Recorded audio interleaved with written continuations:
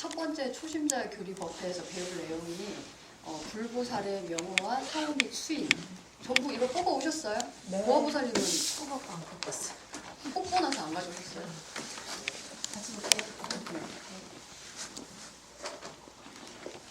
그 첫 번째 시간이니만큼 우리가 공부할 때 초점을 맞춰야 될 부분에 대해서 좀 생각을 해보고 가도록 하겠습니다.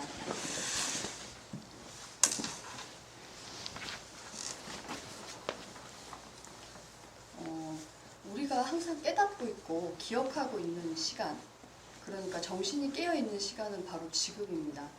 그 지금이 어떤 시간인지 알아야만 우리가 다가오는 시간을 어떻게 받아들이고 또 어떻게 깨닫게 될지 결정이 되기 때문에 정신이 깨어있는 이 시간에 올바른 견해를 가지고 있어야 되거든요. 그래서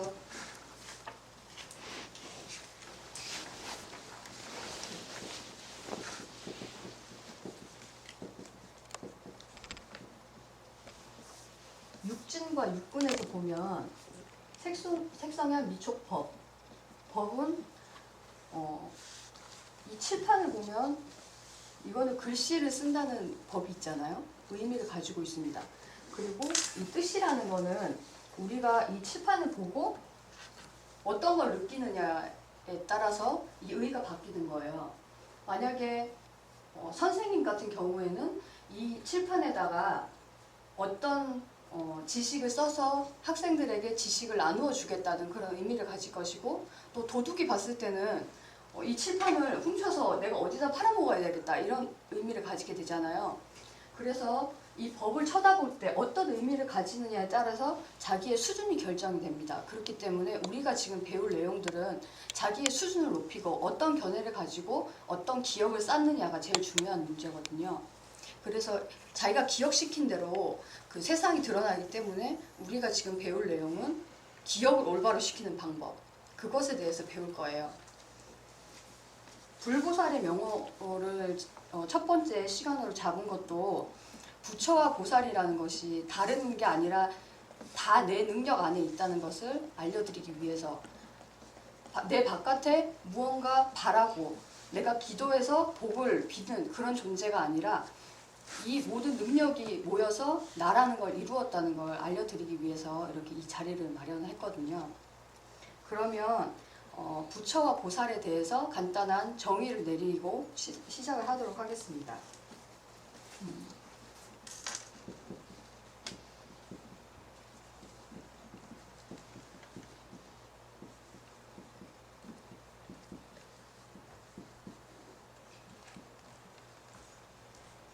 선생님, 질문 있는데요. 네. 법에 점이 4개인데요. 이렇게 이어주시면 되겠습니다. 예, 감사합니다. 저하고는 큰 상관이 없는 것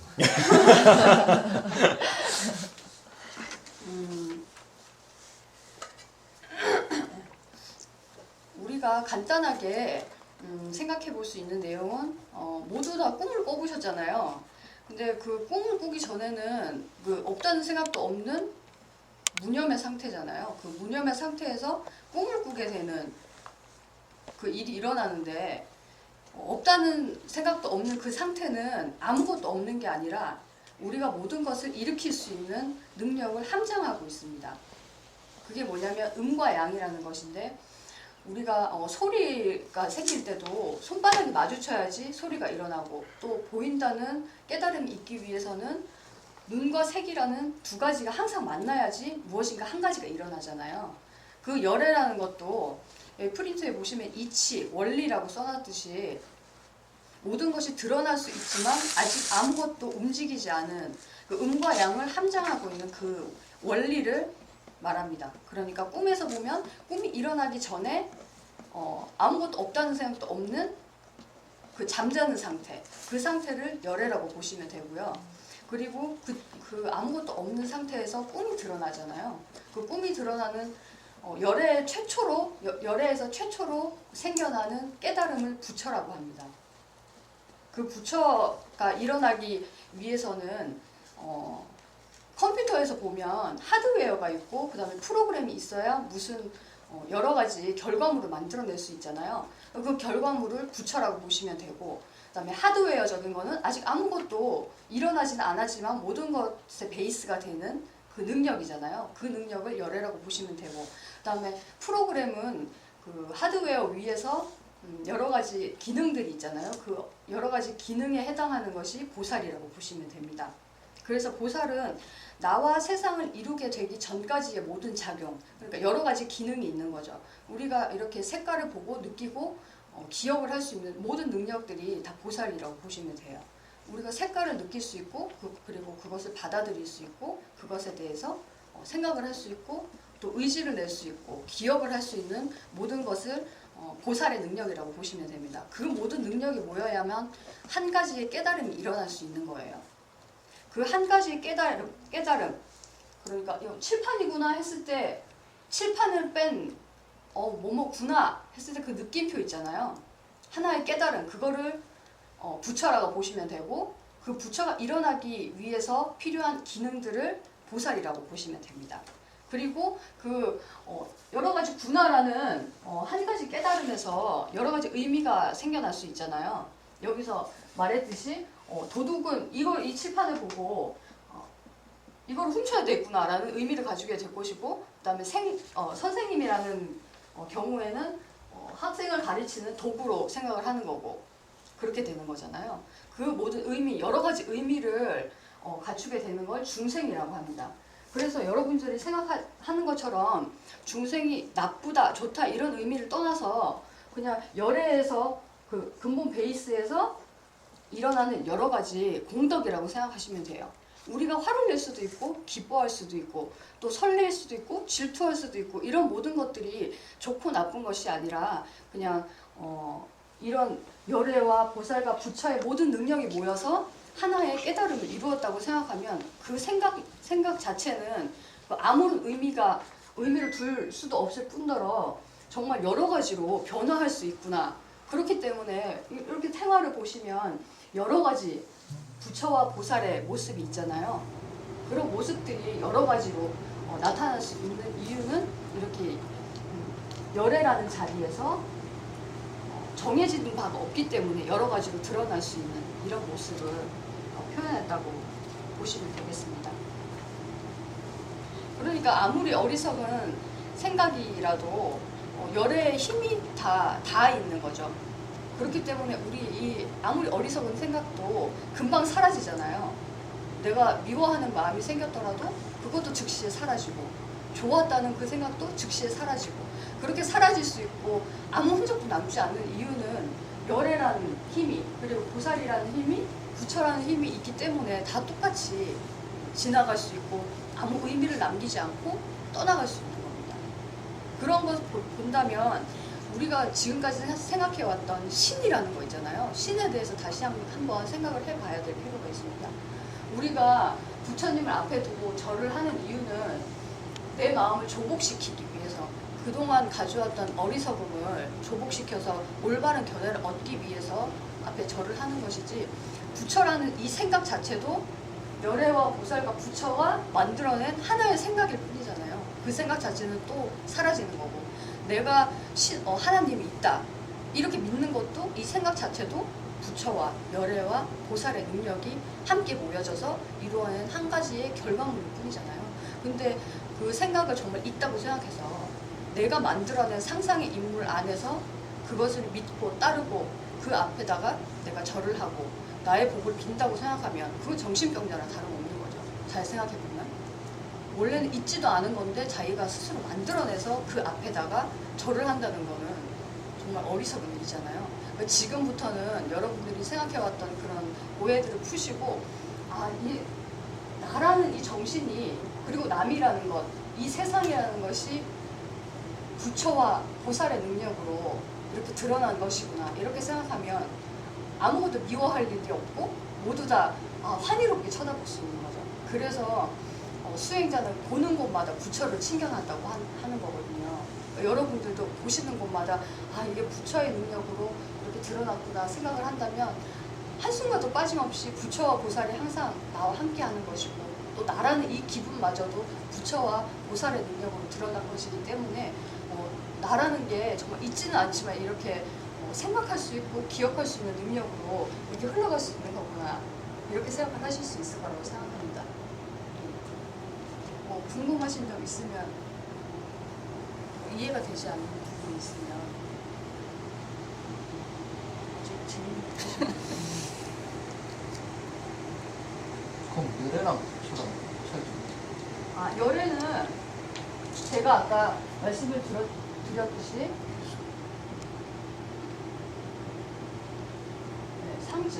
상측하는 법칙입니다. 그러니까 음과 양이 만나야만 무언가가 드러날 수 있잖아요. 무언가 드러날 수 있지만 아직 음과 양 만난 것만으로는 아무것도 드러날 수가 없어요. 이 드러날 수 있도록 도와주는 능력이 바로 보살이고, 보살에서 음과 양에서 무언가 최초로 튀어나오는 한 가지 결과물이 뭐뭐구나, 이 깨달음입니다. 그리고 모든 걸 깨달을 수 있는 근원 베이스는 부처인 것이고, 그 다음에 이렇게 둘이 마주쳐 있는 이 상황. 꿈에서 우리가 꿈을 꾸기 전에는 아무런 깨달음이 없잖아요. 그 깨달음이 없지만 꿈을 꿀 수 있는 능력은 모두 다 갖추어져 있는 그 상태를 열애라고 하는 것이고, 아무것도 없는 상태에서 꿈이 드러나는 과정까지 필요한 능력이 보살입니다. 그리고 그 부처가 이 뭐뭐구나 하는 깨달음의 능력이 갖추어지면 그때부터는 나와 남을 가르고 그 사이에서 가져야 되겠다, 버려야 되겠다, 이런 의미가 생겨나잖아요. 그거를 중생이라고 합니다.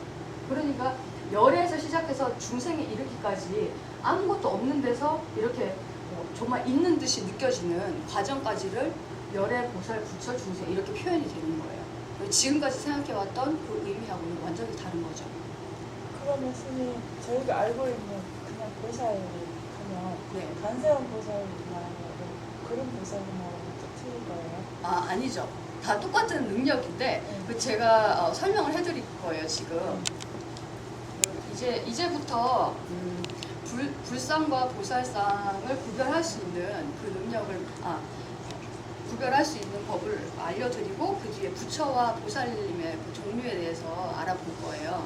그 뒤에 제가 관세음보살도 설명해드리고, 그 다음에 뭐 지정보살님도 설명해드리고 그렇게 할 거거든요. 이 앞에 보시면 이 부처님께서 석가모니 부처님이세요. 그리고 그 양쪽에 계시는 보살님들이 대세지 보살님, 그 다음에 관세음 보살님 이렇게 계시거든요. 근데 부처님과 보살님을 구별할 수 있는 가장 큰 특징이 뭐냐면, 부처님은 저렇게 까만색 머리가 있어요. 나발이라고 하는데, 가까이 자세히 보시면 이렇게 소랑 모양처럼 이렇게 떠 있는 게 머리에 이렇게 달려 있어요. 이게 머리 모양을 하고 계신 불상을 부처님이라고 보시면 되고, 그 다음에 보살님은 저렇게 관모라고 해서 관처럼 생긴 모자를 쓰고 계신 분이 보살님이고, 그 다음에 이쪽에 지정보살님을 보시면 지금 민머리시잖아요. 머리를 깎고 계시잖아요. 삭발한 상태에서 지금 천 같은 걸로 머리를 덮고 계시잖아요. 저렇게 천을 덮고 있거나 아니면은 머리를 미셨거나 아니면 모자를 쓰고 있거나 그렇게 되면 보살상이라고 보시면 돼요. 그리고 불상은 옷이 굉장히 수수하잖아요. 그냥 이렇게 한 가지 천으로 그냥 두르고 있지만, 보살은 아까 말씀드렸듯이 여러 가지 기능을 맡고 있기 때문에 그 여러 가지 모습을 드러낸다는 의미에서 정말 화려한 장신구도 많이 다르시고, 뭐 손에 뭘 들고 있기도 하고 그러시거든요. 그래서 부처님은 저렇게 그 손에 아무것도 들고 있지 않으시지만 손으로 뭔가 표시를 하고 계세요. 수인이라고 그래서 손으로 뭔가를 표현을 하고 계시고, 그다음에 보살님은 개인이라고 그래서 손에다가 어떤 지물을 들고 계세요. 자기가 상징하고 있는 그 능력이 상징하고 있는 지물을 들고 계십니다. 저쪽에 관세음 보살님을 보시면 병을 들고 계시는데 잘 보이시나요? 저기 왼쪽에 아미타불 왼쪽에 지금 병을 들고 계시는데, 병을 들고 계시면 관세음 보살님. 여쭤봐도 네. 돼요? 열애하는 거는요. 네. 지금 기초라고 말씀하셨는데요. 네. 뭐 공기나 바람이나 뭐 비나 모든 그런 어떤 자연이나 뭐 이런 것들 다 열애 제가 아까 말씀드렸듯이 아무것도 없는 그 무념의 상태에서 꿈이 드러난다고 했잖아요. 근데 바람이나 물이나 이런 공기들은 꿈속에 있는 것에 해당하는 거잖아요. 그러니까 그 바람도 일으킬 수 있고 물도 흐르게 할 수 있고 그다음에 이 모든 거를 함량하고 있는 그 허공이라는 것도 드러날 수 있는 그러니까 그 공간의 능력을 쓸 수 있는 허공 그것도 다 열애의 능력에서 나왔지만 그 열애라는 거는 아직 움직이지 않은 상태 무념의 상태를 얘기를 하는 거예요. 그리고 그 모든 것을 그 자연이라고 하는 모든 것을 드러낼 수 있는 기능을 하는 것이 보살이고 그 다음에 그 물과 바람을 깨달을 수 있는 그 근원이 부처고 그 다음에 뭐 물이 좋다 나는 바람이 좋아 네, 바다가 좋아 이렇게 할 수 있는 모든 의미를 지을 수 있는 거는 중생의 능력이라고 할 수 있는 그 지금 있는 이대로의 모습이 열이라고 할 수도 있고. 그렇죠. 열애에서 드러났기 때문에 열애와 다르지 않지만 그걸 어떤 견해로 바라보느냐에 따라서 자기의 세계가 달라지잖아요. 그렇게 생각하시면 될 것 같습니다.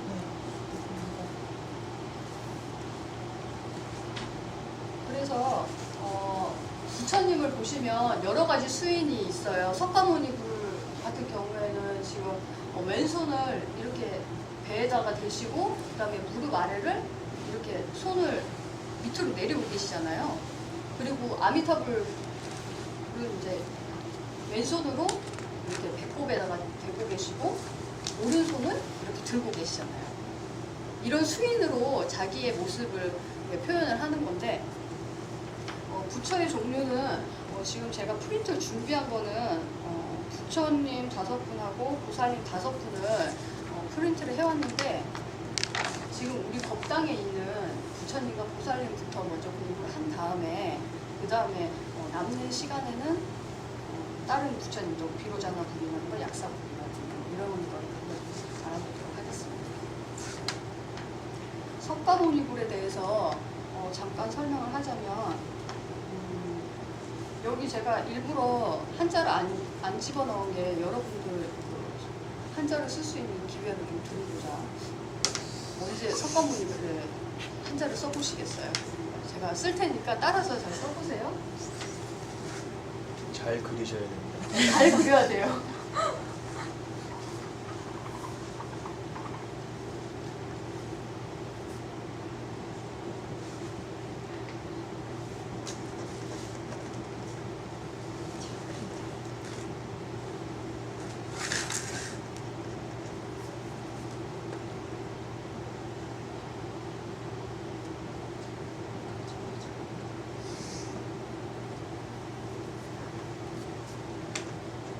석가모니께서 네, 석가모니.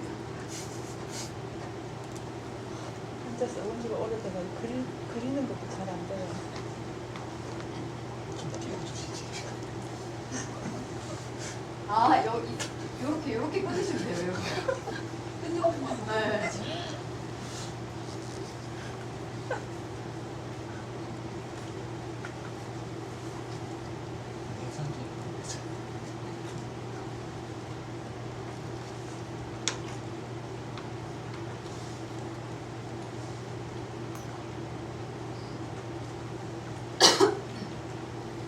다 쓰셨나요? 아니 아직 그림이 그렇게 쉽나요? 색칠도 하세요.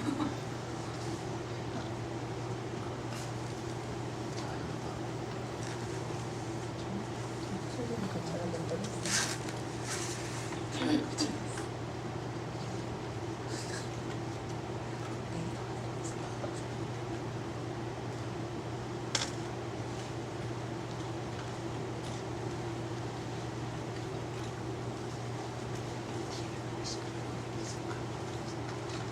다 그리셨어요.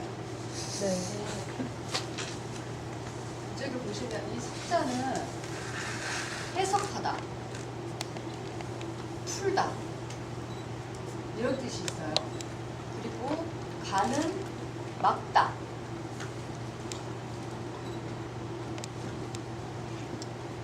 현실, 절 이런 뜻이 있어요. 그다음에 모자는 크다, 어둡다 라는 뜻이 있고 위에는 정지시키다 가깝다 이런 뜻이 있어요. 그래서 이거를 해석을 해보면 만남을 절이라는 거는 물론 이렇게 불상을 모셔놓고 우리는 법당을 얘기하기도 하지만 절이라는 건 누구나 절을 가지고 있는데 그 절이 뭐냐면 육신과 육근을 마주해서 생각을 일으킬 수 있는 장이 되는 것을 절이라고 해요. 이게 왜 절이라고 하냐면 아까 말씀드렸듯이 나라는 것도 인식할 수 있는 그 모든 능력은 열애와 보살과 부처와 중생이 모여야만 나라는 인식이 있고 거기에 대해서 또 의미를 나눌 수 있는 그런 능력들이 생긴다고 했잖아요. 그 부처를 모셔놓은 곳이 절이라고 했으면 나라는 정신도 분명히 부처와 보살의 능력에 의해서 드러난 것이기 때문에 나는 항상 절인 거예요. 이렇게 만나서 얘기 나누고 또 거기를 배우고 그것을 인식시키고 하는 이 모든 그 능력이 바로 절이라는 거예요. 그래서 절을 현실, 지금 이렇게 인식할 수 있는 현실을 다 절이라고 하는 거예요. 그 절을 어떻게 해석하느냐? 해석하느냐는 여기 보면 모니는 크다, 어둡다 이렇게 돼 있잖아요. 모든 것을 인식하고 있는 나는 생각을 바라보는 거잖아요. 생각은 밝고 그다음에 이 세상은 밝잖아요. 밝을 때만 우리가 인식을 할 수 있는데 그것을 인식하고 있는 그 안쪽의 자리는 어두운 거잖아요. 우리는 우리의 정신을 볼 수가 없잖아요. 항상 어둡기 때문에. 하지만 어둡지만 모든 밝음을 다 느끼고 해석을 할 수 있는 그 능력을 가지고 있는. 그래서 가장 크다고 하는 거고 또 어둡다고 표현하는 모자를 쓰고 그다음에 그 니는 정지시키다는 뜻이 왜 있냐면 모든 건 다 사라지고 움직이는 거지만 움직이는 것을 바라보고 있는 이 정신은 정지되어 있기 때문에 모든 걸 다 느낄 수 있잖아요. 만약에 내가 물 위에 떠서 같이 흘러가고 있다면 물이 흘러가는 모습을 알 수가 없지만 내가 제자리에 서서 물이 흘러가는 모습을 보고 있다면 나는 정지해 있기 때문에 저것이 움직이는 걸 알고 있는 거죠. 우리가 아무리 어리석은 생각을 하고 있더라도 어리석은 생각을 쳐다보고 있는 그 자리에 있다면 우리는 부처 석가모니불의 자리에 있는 거죠. 그래서 석가모니불의 능력이 없다면 우리가 내 생각을 쳐다보고 나를 쳐다보고 그리고 남을 쳐다볼 수 있는 그 능력이 없는 거잖아요. 그 능력으로 우리가 그런 모습을 표현을 하고 있었던 거예요. 우리가 늘 하고 있었던 거잖아요. 그래서 석가모니불이 따로 있는 게 아니라 이런 능력이 있기 때문에 우리가 이렇게 바라볼 수 있는 능력을 쓸 수 있었던 것입니다. 그래서 석가모니불은 바로 그런 의미고 석가모니불의 수인은 저렇게 하고 계시는 수인을 항마촉지인이라고 해요. 그 마군중을 항복시켰다는 의미에서 저런 수인을 하고 있는데 부다가야 보리수 아래에서 결과부자를 하시면서 선정인을 하셨어요. 그 스님들 보시면 손을 이렇게 두 개 이렇게 엄지손가락 마주대고 이렇게 하는 거 있잖아요. 이런 자세로 선정을 하시잖아요. 수행하신다고 하실 때 이런 모양을 하시잖아요. 그 부처님께서 선정에 드셨을 때 이 수인을 하고 계셨다고 합니다. 근데 그때 선정에 드시려고 하실 때 제6천의 마왕 파순이 와서 석가모니 부처님 굉장히 방해를 한 거예요. 여자를 데리고 오고 맛있는 음식을 데려오고 권력을 주겠다. 이게 유혹을 한 거예요. 깨닫지 못하도록 하기 위해서. 근데 뭐 마왕이 따로 있는 게 아니라 우리가 우리의 본래 자리를 뜨게 만드는 그런 모든 것들이 마왕이라고 보시면 돼요. 내가 있다는 거는 원래 아무것도 없다는 것도 없는 열애의 자리를 벗어나는 거잖아요. 무엇이든지 다 깨달을 수 있는 그 능력을 버리고 어떤 의미 속으로 빠져들어서 나는 작은 하나가 되는 거잖아요. 그 작은 의미를 바로 마왕이라고 하는데 그 마왕을 물리칠 때 석가모니 부처님께서 선정에 드시다가 오른손을 이렇게 아래로 내리면서 항복을 받았다고 합니다. 그때 하셨던 수인이 저 수인이 한번 따라 해보실까요? 그 왼손을 배꼽 아래에다가 이렇게 대고 계시고요. 편안하게. 그리고 가부좌를 먼저 해보시겠어요? 책상다리를 하시면 되겠습니다. 그 자리에서 이렇게 왼손은 배꼽 아래다 이렇게 대시고 네, 편안하게 무릎 위에다가 이렇게 얹어주시면 돼요. 이게 항마촉진. 이 항마촉진은 석가모니 부처님만 취하는 수인이기 때문에 어떻게 생겼든 저 수인을 하고 계시면 무조건 석가모니 부처님이구나 이렇게 생각하시면 되는 거예요. 이제부터는 어느 법당에 들어가시더라도 석가모니 분 알아보실 수 있겠죠. 네. 항마촉진. 그리고 이 부처님이 계신 불당을 뭐라고 부르냐면 대웅전이라고 합니다. 웅자가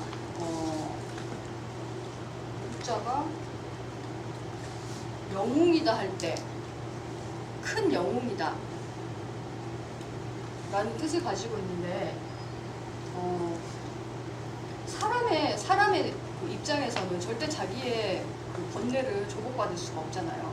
내 가족을 버리고 내 국가까지도 버리고 성을 뛰어넘어서 깨달음을 얻는다는 것이 그렇게 쉬운 일이 아니잖아요. 내 가족을 버리는 것도 힘든데 내 그 백성들 다 버리고 뛰어나와서 깨달음을 얻었다는 그 자체가 정말 대단하잖아요. 그 석가모니께서 그 나라를 버렸기 때문에 다른 나라에서 쳐들어와서 그 백성들을 구덩이에다 다 넣고 코끼리로 다 밟아 죽이게 했답니다. 그러니까 그런 모습을 보면서도 절대 돌아가지 않았던 거죠. 그런 것들은 하찮게 여기신 거예요. 자기가 얼마나 위대한 깨달음을 얻고 그걸로 인해서 다른 사람들한테 나눠줄 수 있는 법이 얼마나 크면 그것을 다 포기하고 깨달음에 정진을 하셨겠어요. 그러니까 그런 걸 생각해보면 정말 그보다 더 큰 영웅은 없는 거죠. 지금 세상살이에서 본다면 정말 역적 같은 행위잖아요. 있을 수도 없는 일이고 어떻게 국가를 버리고 가족을 버리고 이렇게 하겠느냐고 질문을 하겠지만 정말 중요한 거는 이 꿈이라는 이 꿈 자체를 아는 그 능력이 얼마나 중요한지 다시금 생각해 볼 수 있는 그런 기회가 되셨으면 좋겠습니다. 그리고 석가모니부 그 왼쪽 오른쪽에 계시는 보살님들이 문수보살, 고영보살님 이렇게 모시는데 저희 법당에서는 그렇게 모시지를 않고 지금 왼쪽에는 오른쪽이 대세지 보살님이시고 왼쪽이 관세음 보살님이세요. 그 자세히 보시면 이따 다 끝나고 자세히 보시면 아시겠지만 관세음 보살님은 이 보관 위에다가 아미타불을 이렇게 얹고 계시고 그 다음에 대세지 보살님은 병을 이렇게 입고 계십니다. 그거는 이제 나중에 보시고요. 그러면 석가모니불의 협시보살. 그 협시는 이건 아마 안 쓰셔도 되는데요.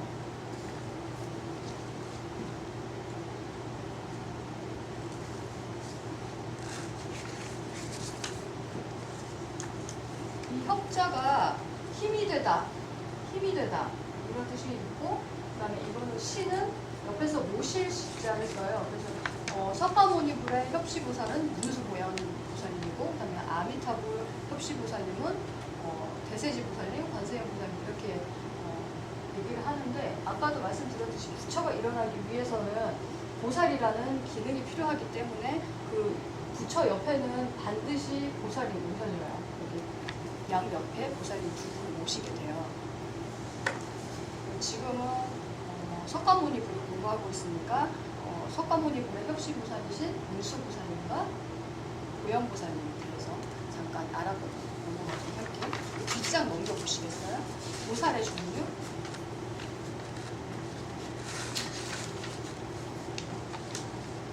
첫 번째 문수보살이라고 되어 있죠.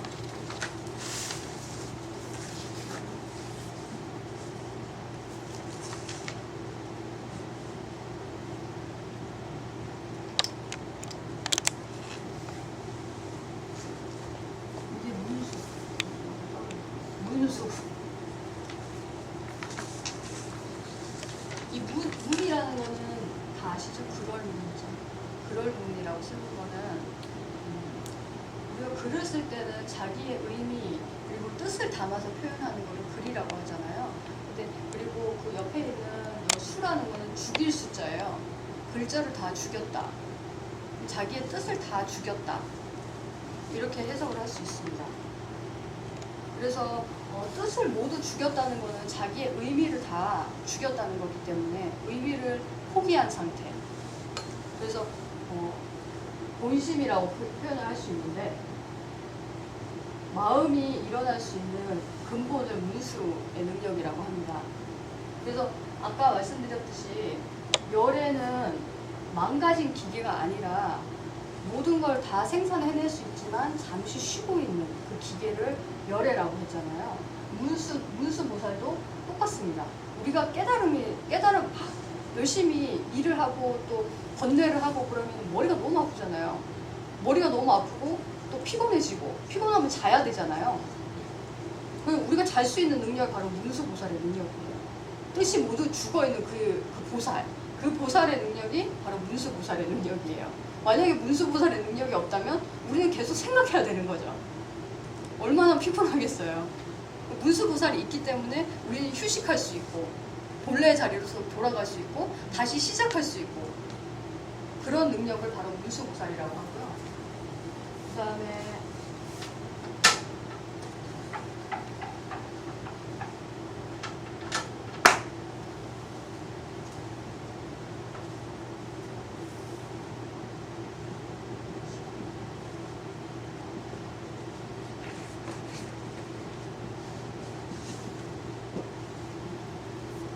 보현이라고 하는 거는 보는 넓을 보자, 그 다음에 현자는 현명할 현자를 씁니다.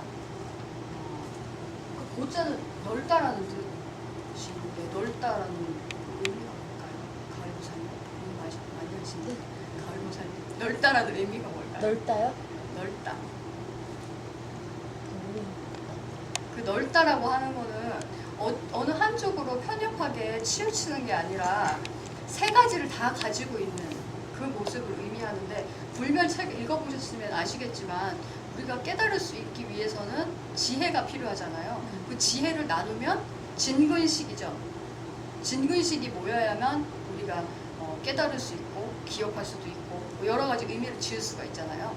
그 세 가지 나라는 것에 꽂히지도 않고 남이라는 것에도 꽂히지 않고 그 사이에서 일어나는 생각에도 꽂히지 않고 그냥 그 셋을 모두 아우르고 있는 그걸 넓다라고 표현을 하는 거고 현명하다는 거는 그 셋을 모두 가지고 있으면서 알고 있는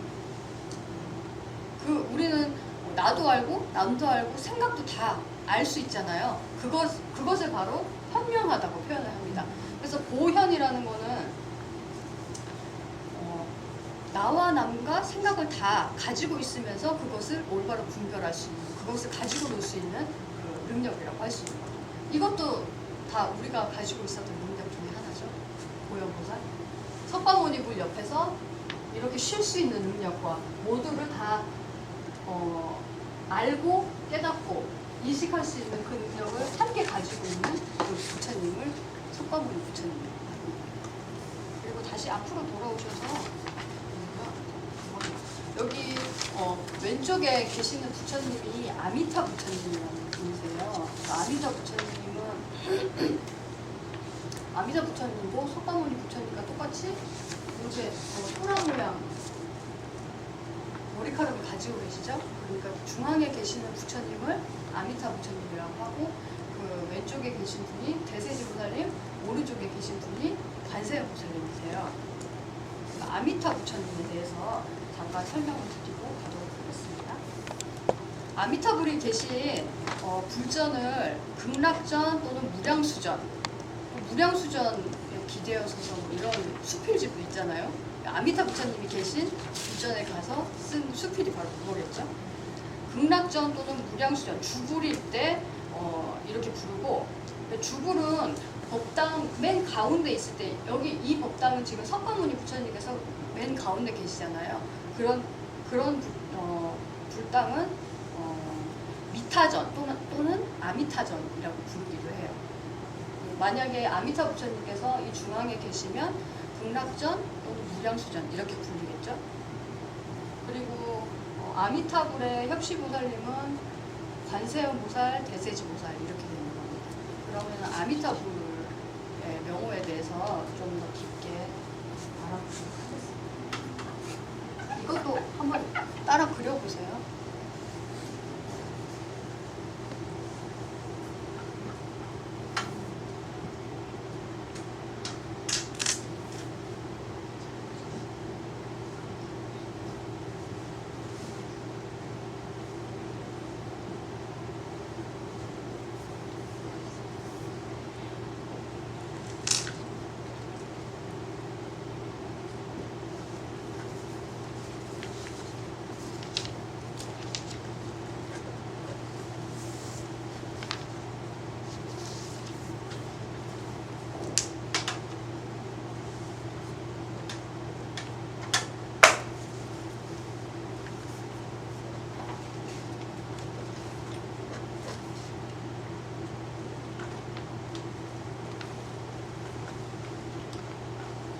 혹시 지겹지도 않으시죠?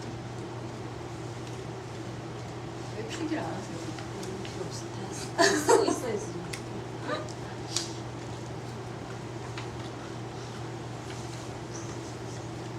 이 아자는 언덕, 물가라는 뜻이에요. 그러니까 언덕이 어떤 걸 의미하냐면 언덕 물가라고 했을 때는 물하고 그 다음에 땅이 이렇게 맞닿아 있는 곳이잖아요. 불교에서 물이라는 거는 기억을 의미합니다. 그거는 나중에 칠 때 그 커리큘럼 보시면 아시겠지만 거기 칠대라는 게 나오거든요. 칠대 공부할 때 그때 물은 뭐 기억을 의미하고 땅은 감각을 의미하고 이런 거에 대해서 더 깊게 설명을 해드릴 거예요.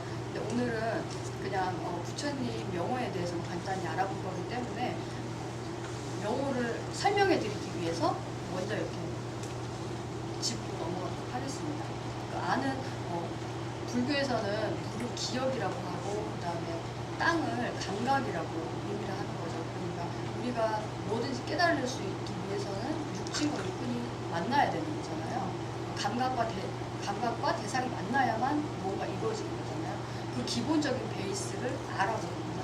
그래서 물가라는 아자를 쓰고 그다음에 미자는 활불이다. 활을 쏘다.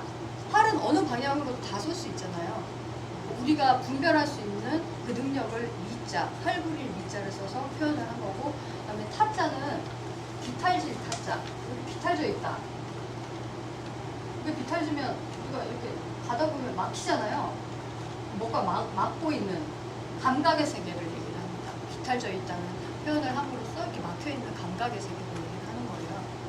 있음의 세계를 얘기를 하는 거죠. 그래서 이렇게 아자, 기억, 이미 사라진 기억과 그 다음에 실체가 없는 감각의 세계를 우리가 정신의 세계로, 정신의 능력으로 이렇게 깨닫고 있는 거예요. 그래서 꿈은 꿈을 꾸는 것과 똑같은 겁니다. 우리는 기억을 보기도 하고 또 앞에 있는 세계를 분별하기도 하잖아요. 그 두 가지를 계속 분별을 하면서 이렇구나 저렇구나 깨달을 수 있는 아미타 분별의 세계를 아미타불의 세계라고 하는 거예요. 그리고 그 양쪽의 자리를 지키고 있는 관세음 보살, 그 관세음 보살의 능력에 대해서 얘기를 해보도록 하겠습니다. 불교에 보면 변자라는 얘기가 나오고요, 관자라는 얘기가 나오고요. 변은 대부분 쓸 때 우리의 육신의 감각을 믿고 쳐다볼 때, 그러니까 우리는 잠을 잘 때는 이 육신의 감각으로 보는 게 아니잖아요. 정신이 이루어낸 그 세계를 보고 있잖아요. 우리의 눈을 감고 있죠. 그 정신의 감각을 관이라고 하고요. 지혜의 눈으로 바라볼 때는 관이라고 표현을 하고, 그 다음에 이렇게 업 때문에 드러난 이 세계를 바라볼 때는 견이라는 표현을 써요. 관세음이라고 할 때는 뒤로 물러나서 세상의 소리를 듣는다고 표현을 하기 때문에 견세음 보살이 아니고 관세음 보살 이렇게 표현을 하는 거예요. 아까 말씀드렸듯이 도현이라고 하실 때도 진근식을 모두 바라보고 그것을 분별할 수 있는 그 자리에 도현 보살이라고 했잖아요. 그 도현 보살의 자리가 바로 관입니다. 그 관세음이라고 했을 때 세상이 주는 가장 큰 의미가 뭐라고 생각하세요? 수정 보살님. 세상이 주는 가장 큰 의미. 세상이 우리한테 주는 가장 큰 의미. 모르겠어요. 저도 잘 몰랐어요. 큰 스님께서 설명해 주시기 전까지 잘 몰랐어요. 그 세상은 우리나라는 사계절이 뚜렷하니까 변해가는 모습을 굉장히 잘 느낄 수 있잖아요. 네. 봄, 여름, 가을, 겨울 이렇게 지나면서 정말 어떻게 여름 때는 겨울이라는 사실을 알 수가 없잖아요. 어떻게 이렇게 뜨겁다가 갑자기 또 추워질 수가 있어요. 그러니까 우리한테 주는 가장 큰 의미는 변해간다는 거예요. 그리고 우리의 육신도 똑같은 의미를 주고 있고 한순간도 남아있지 않고 다 사라져버린다는 의미를 세상은 항상 우리들한테 가르쳐주고 있는 거예요. 그렇기 때문에 한 찰나도 변하지 않는 때가 없기 때문에 실체가 없다는 사실을 저절로 우리에게 설명해주고 있는데도 우리는 그거를 잘 모르죠. 우리는 늘 고정되어 있지만 잠깐 변화해 갈 뿐이다 이렇게 착각을 하고 있는 거예요.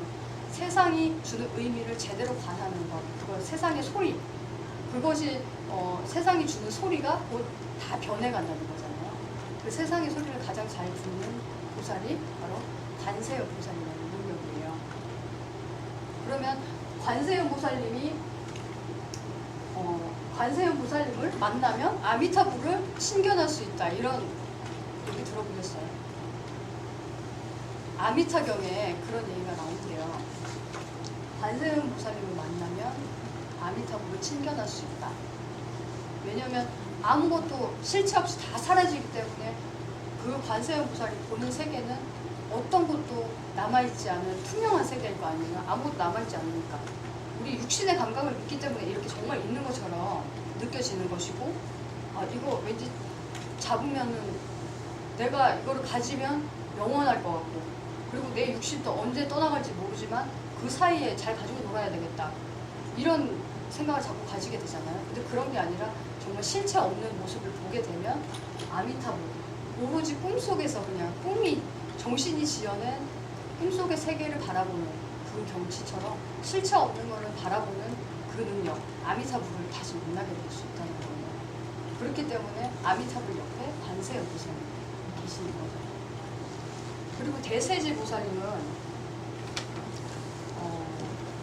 대세지 할 때 세자가 형세, 기세, 권세 이런 뜻을 가지고 있어요. 세자를 어떤 물건을 오랜 시간 가까이 당겨놓다라는 뜻이 있어요. 세자에. 그리고 남을 가까이 끌어당겨놓다. 그 본심에서 절대 떨어질 수 없는, 감각과 절대 떨어질 수 없는 거는 뭘까요? 색자, 색성향 미촉법.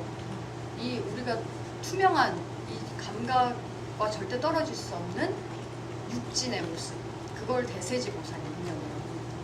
그러니까 우리가 분별하기 위해서는 감각과 대상이 있어야 되잖아요. 그 대상의 모습을 조금 더 부각시킨 게 대세지 보살이라고 생각하시면 되고, 관세음 보살님은 모든 것을 다 바라보는, 관하는 그 능력을 관세음 보살님이라고 이렇게 생각하시면 되겠습니다. 그리고 이렇게 이 부처님들 다 보살님들 공부를 해봤으니까 마지막으로 여기 지장보살님 계시죠? 지장보살님은 지옥을 벗어나게 해준다는 보살님이세요. 그리고 지옥에서 지옥 문 앞에 서서 이 중생들이 다 제도되기 전까지는 난 절대 부처를 믿지 않겠다 이런 서원을 세우신 보살님이세요. 그 지장보살님의 뜻에 대해서 한 번 더 생각을 해보시면 이래서 지옥 중생을 구제하는구나 이렇게 잘 아실 수가 있어요.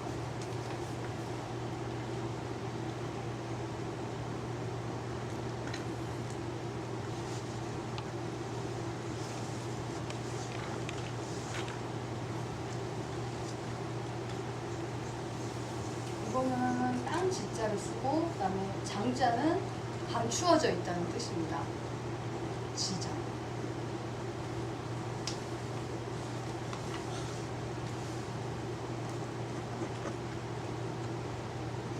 지자는 아까 말씀드렸듯이 아자 설명할 때 그 말씀드렸던 것처럼 물은 기억을 의미하고 그다음에 땅은 감각을 의미한다고 했잖아요.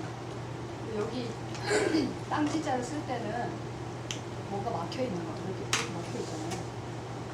허공은 뚫려져 있지만 뭔가 앞에 이렇게 드러나 있으면, 그리고 땅은 이렇게 막혀 있잖아요. 막혀 있는 거는 바로 감각할 수 있다는 거예요.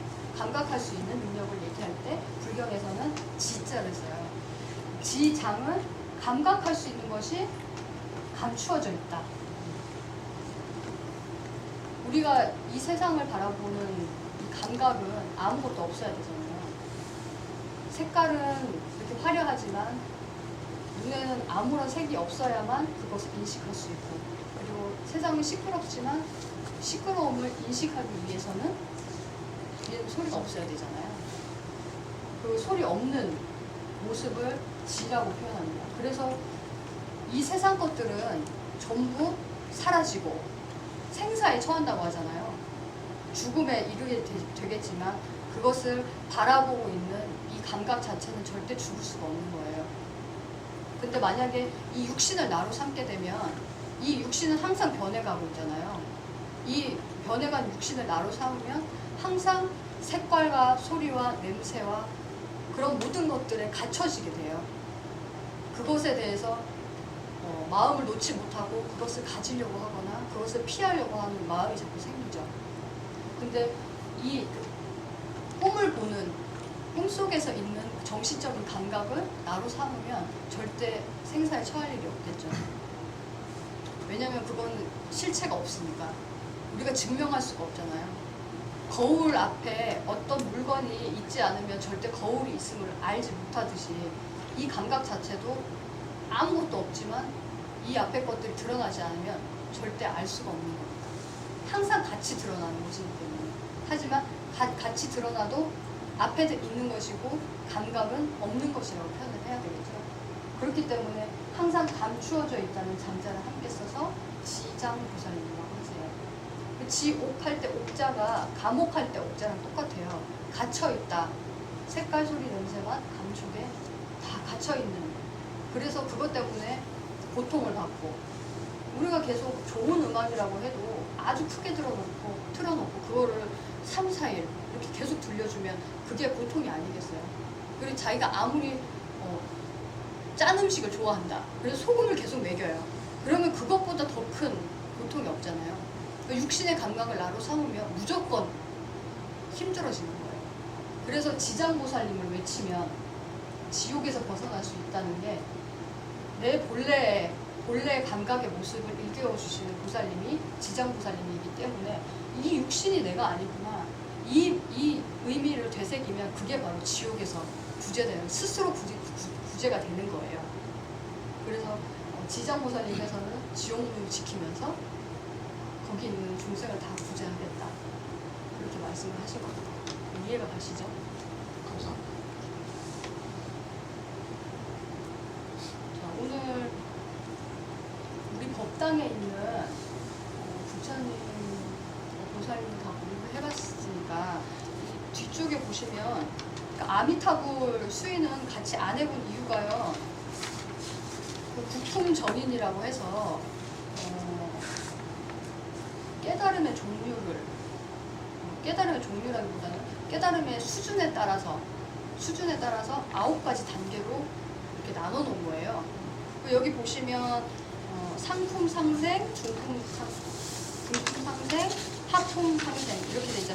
상생의 모습, 그 다음에 상품의 모습, 그 다음에 중품의 모습, 하품의 모습, 이거를 다 표현을 해 놓으신 거예요. 자세히 보시면 엄지손가락과 두 번째 손가락, 그 다음에 세 번째 손가락, 네 번째 손가락, 이거를 다르게 다 표현을 해 놓으시면서 이게 엇갈리면서 다 표현을 해 놓으신 거니까 이거 집에 가셔서 혼자 한번 연습을 해보시고요. 우리 아미타 부처님께서 하고 계시는 수위는 중품 하생인입니다. 그래서 오른쪽을 이렇게 들어보시고 그다음에 엄지와 중지를 이렇게 맞대 주시고 아래쪽은 지금 저 부처님은 뭔가 들고 계시는데 원래는 이거를 아래로 해서 왼손도 똑같이 엄지와 중지를 같이 맞잡아 주시고 이렇게 하고 계십니다. 이게 중품 하생인이에요. 대부분의 아미타 부처님께서 이런 수인을 하고 계신다고 합니다.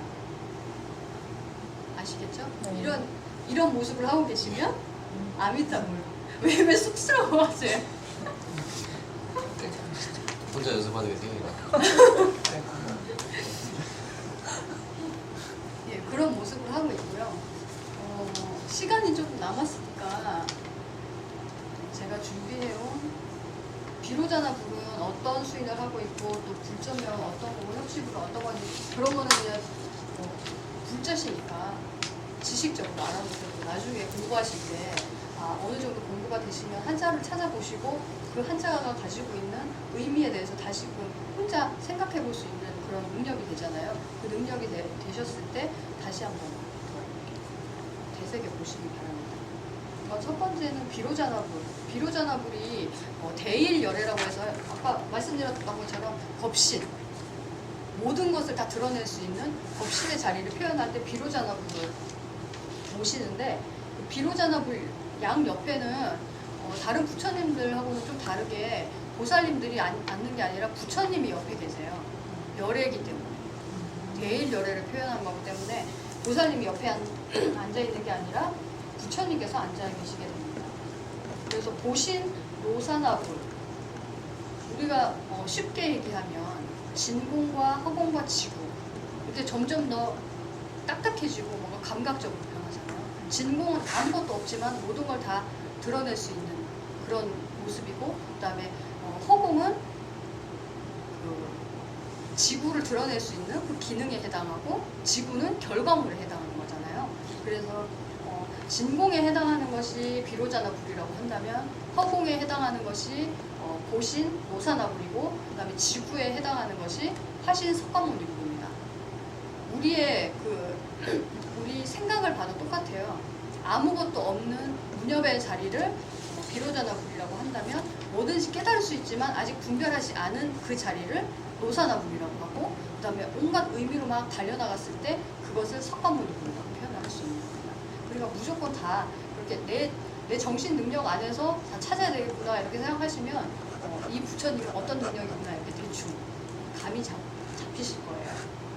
그 비로자나불이 계신 불전을 대적광전 이렇게 부릅니다.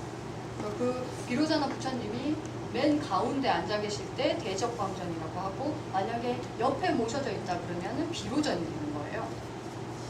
그리고 뒤로 넘겨보시면 4번에 약사불이라고 계시잖아요. 근데 약사부처님도 약간 특이하게 아까는 보살님들께서 개인을 하고 계신다고 그랬잖아요. 지무를 들고 계신다고. 그리고 지무를 들고 계시는데 약사부처님께서는 약병이나 약단지, 중생의 병을 고쳐주는 그 부처님이시기 때문에 약병이나 약기를 들고 계십니다. 그래서 이거를 특이하게 약기인 이렇게 표현을 하거든요. 약자를 양약자를 쓰고, 그 다음에 기자를 그릇 기자를 써서 약기, 약단지를 들고 있는 개인이다 해서 약기인이라고 표현합니다. 그리고 왼손에는 그렇게 약병을 들고 계시고, 오른손은 삼계인이라고 하는데, 삼계인은 아까 아미타불 수인할 때 배웠던 것처럼 엄지와 중지를 이렇게 맞댄 모습을 삼계인이라고 해요. 그래서 약사분께서는 여기 약병을 들고 계시고 오른손으로는 이렇게 삼계인을 하고 계시는 거예요. 이런 모습을 보시면 약사 부처님이시구나. 머리에 소라 모양의 머리카락이 있고, 그다음에 약병을 들고 있고 삼계인을 하고 계시는 부처님은 약사 부처님이라고 하시면 되는 거죠. 아시겠죠? 네. 그 약사 부처님이 계시는 불전을 약사전이라고 합니다. 그리고 그 약사 부처님 옆에를 지키고 있는 협시보살은 일광보살, 월광보살 이렇게 불러요. 일광보살, 월광보살은 손에 연꽃을 이렇게 들고 있고 그러시거든요. 양쪽으로. 그리고 5번째 미륵불은 여러분은 어떻게 알고 계세요? 미래에 오신 그죠? 미래에 오시는 부처님. 이것도 잠깐 설명을 해드리도록 하겠습니다. 미자는 아까 아미타불 할 때 그 미자랑 똑같은 미자를 쓰시고, 륵자는